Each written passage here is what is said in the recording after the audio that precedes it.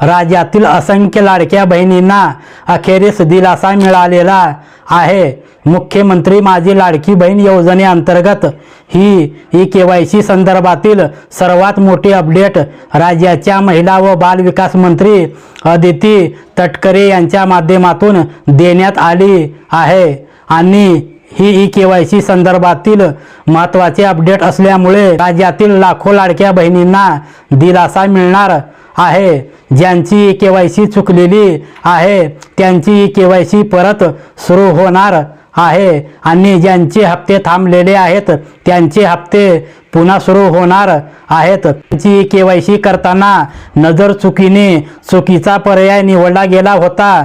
ज्यांची केवायसी चुकलेली होती त्यांची आता प्रत्यक्ष तपासणी फिजिकल व्हेरिफिकेशन अंगणवाडी सेविका यांच्यामार्फत लवकरच सुरू होणार आहे।